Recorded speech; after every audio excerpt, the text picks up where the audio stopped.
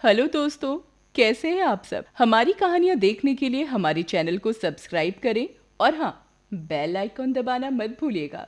तो चलिए शुरू करते हैं।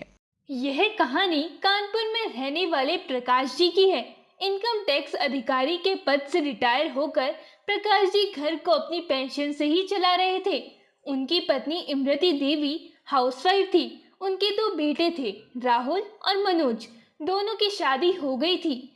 किसी बात की कोई कमी ना थी। अच्छा घर, घर में गाड़ियां, साफ सफाई, कपड़े धोने नौकर रखा हुआ था।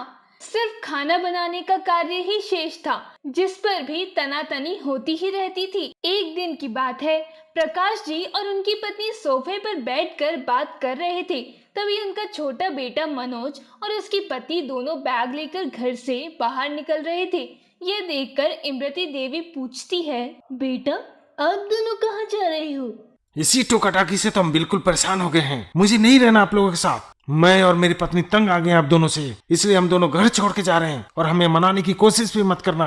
अब पानी सर से ऊपर आ गया है, अब बर्दाश्त नहीं हो रहा आप लोगों की टोकाटाकी। इसके बाद मनोज और उसकी पत्नी घर छोड़कर चले जाते हैं। न जाने ऐसा क्या हो चला था बुढ़ापे में कि प्रकाश जी व उनकी धर्म पत्नी बिना टोका टाकी के रह ही नहीं सकते थे। हमेशा उनका बेटा राहुल और उसकी पत्नी सुषमा अपने कमरे में जोर जोर से चिल्लाकर रहते थे, सास ससुर तो दोनों सटिया गए हैं और कब तक जिएंगे, छोड़ दिया तो दुनिया वाले क्या कहेंगे। जब तक है पेंशन पर गुजारा करो, अपनी कमाई को जोड़ते रहो, घर को अपने नाम करा लो। जीभ चटोरी हो रही है उन दोनों की, ऊट पटांग खाते हैं। घर के कामों को वे दोनों खुद क्यों नहीं करते। यह सब बातें प्रकाश जी और उनकी पत्नी इमरती देवी चुपचाप सुनते रहते थे। शायद सुनाने के लिए ही ऊंची आवाज में कही जाती हो।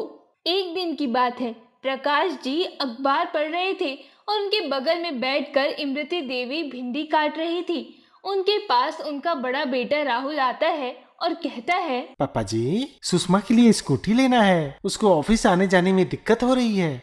बेटा घर में 3 कार पहले से ही है और वे ऑफिस कार से भी जाती है ना, स्कूटी सेफ नहीं है बेटा। काफी देर तक राहुल हाथ नचा नचा कर पिता और माता को आज की दुनिया के दर्शन करवाते हुए स्कूटी के गुणगान गा रहा था। दूसरी तरफ प्रकाश जी और इमरती देवी स्कूटी का विरोध कर रहे थे। राहुल की धर्म पत्नी सुषमा दरवाजे के बगल में खड़े होकर सारी बातें सुन रही थी। कभी दिन में घर से बाहर निकल कर देखिए, सड़कें गाड़ियों से भरी पड़ी है, बसें सवारियों से लदी हुई है। ऐसे में समय पर कार से दफ्तर पहुंचना कितना कठिन होता है, आपको समझ नहीं आने वाला। कोई बहुत बड़ी डिमांड तो नहीं की है। सुषमा ने एक स्कूटी तो मांग रही है। मैं भी तो वही कह रहा हूँ बेटा, सड़कों पर इतनी भीड़ भाड़ में स्कूटी चलाना ठीक नहीं है। कार में सुविधा के साथ साथ सेफ्टी भी है। ट्रैफिक परेशान करता है तो थोड़ा समय पहले निकल जाओ। पिताजी, सारा काम निपटा के दफ्तर निकलना होता है। माता जी तो सुबह उठ ही नहीं पाती है, ऐसे में जल्दी कैसे निकले। आपकी इसी टोका टाकी की वजह से छोटा घर छोड़कर चला गया। आपको समझ नहीं आती ये बात। आप दोनों का यही रवैया रहा तो मैं भी कब तक सहूंगा। स्कूटी के लिए आपसे मांग कुछ थोड़ी रहे हैं। सुषमा अपनी कमाई से स्कूटी ले रही है। आपसे तो यही भी नहीं होता कि शाम को सुबह सब्जी ले आओ, माँ घर में कुछ हाथ बटाए, चलो कुछ ना करो, टोका टाकी तो मत करो। हर समय टोका टाकी, कभी ये मत करो, कभी वो मत पहनो, कभी ये मत खाओ। इससे बड़ी सजा और क्या होगी कि सुषमा अपनी मर्जी से एक स्कूटी तक नहीं ले सकती। बेटा, मैं तो सिर्फ सेफ्टी की बात कर रहा था। प्रकाश जी इससे अधिक बोल नहीं सके। उनकी चुप्पी राहुल और सुषमा की रजामंदी थी स्कूटी के लिए। भिंडी काट रही इमरती देवी को ये समझ में नहीं आ रहा था कि ऐसा कौन सा दिन है जिस दिन वह घर पर काम नहीं करती है। आखिरकार स्कूटी खरीद के आ गई। स्कूटी आते ही राहुल अपने पिताजी के पास गया और बोला, पिताजी चलो, आपको स्कूटी सवारी करवाता हूँ।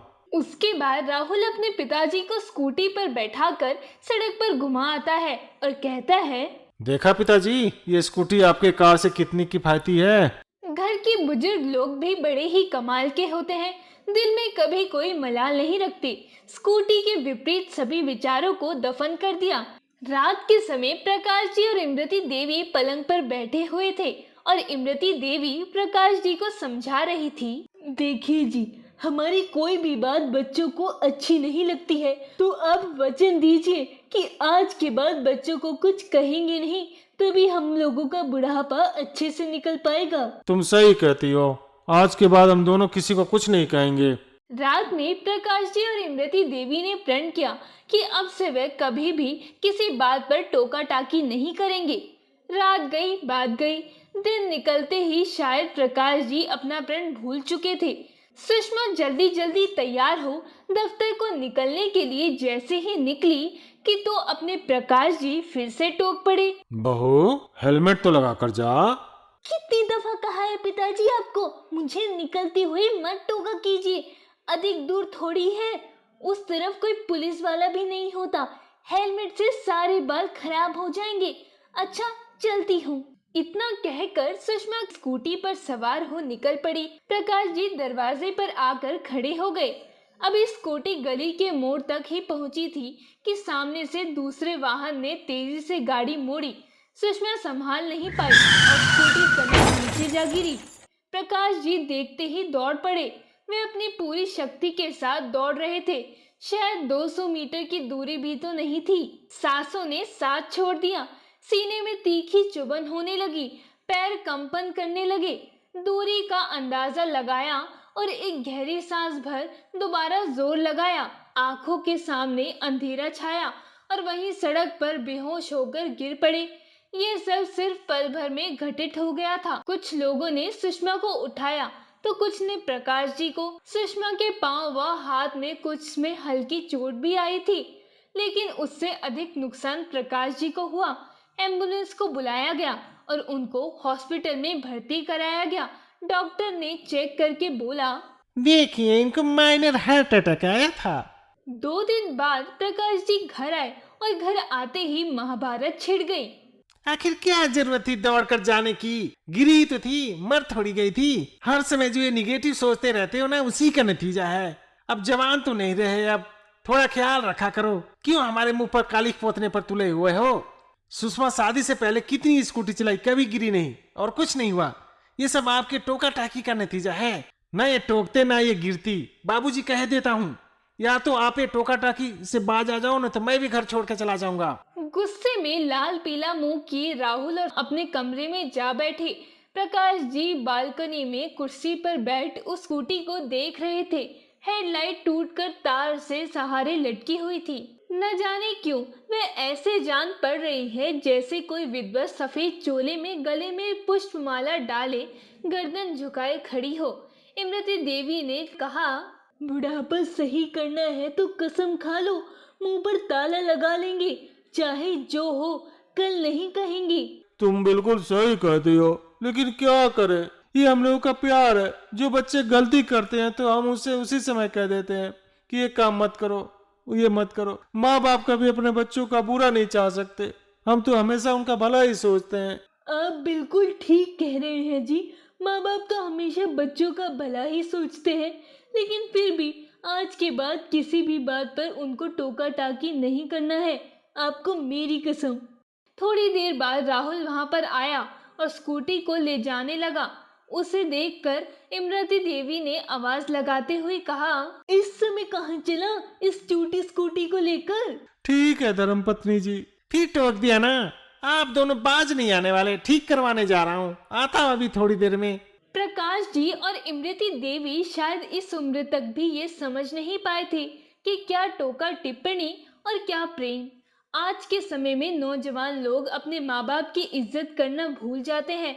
माँ बाप के प्रेम को आज के नौजवान टोका टाकी समझने लगते हैं और फिर अपने माँ बाप का तिरस्कार करने लगते हैं। ये हमें समझने की जरूरत है कि माँ बाप के टोका टाकी में उनका प्यार छुपा होता है। माँ बाप हमेशा अपने बच्चों का भला ही सोचते हैं। जरूरत है आज के नौजवानों को ये बात समझाने की। अगर आपको ये कहानी पसंद आई हो तो चैनल को सब्सक्राइब कर लें और बेल नोटिफिकेशन दबा दें और कमेंट करके जरूर बताएं कि आपको ये कहानी कैसी लगी। धन्यवाद।